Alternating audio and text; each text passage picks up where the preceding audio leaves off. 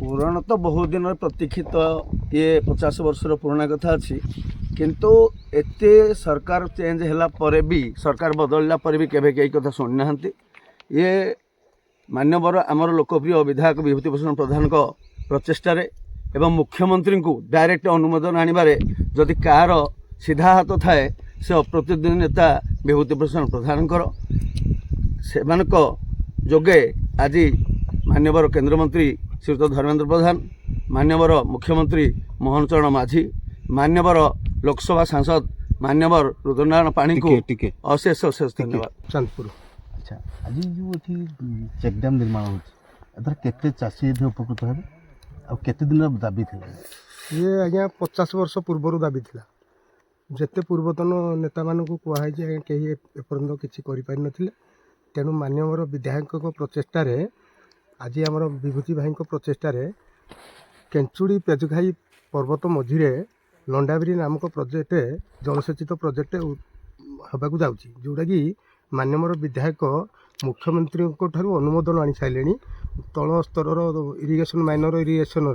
अधीक्षण जंत्री सहकारी जंत्री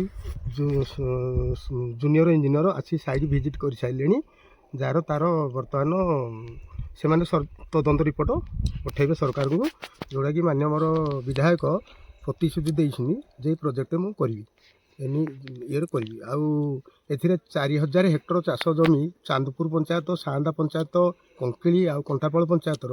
4000 हेक्टर चाष जमी आज्ञा जलसेचित हो पार आउ 5000 चाषी परिवार उपकृत हो पारे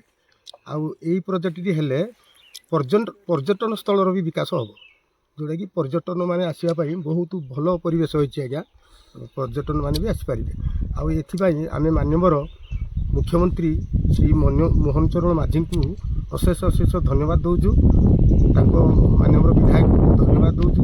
मान्यवर विधायक विभूति भाई को धन्यवाद दौचु मान्यवर केंद्रमंत्री ओडिशा रत्न श्री धर्मेंद्र प्रधान को भी धन्यवाद दौचु कृतज्ञता दौचु और मान्यवर सांसद रुद्रनारायण पाणीकर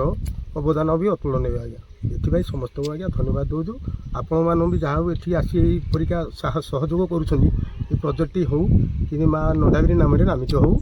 ये आपण मान अशेष धन्यवाद जहाँ आपण मैंने आसिक पाद पकई जंगल पहाड़ धन्यवाद आपण।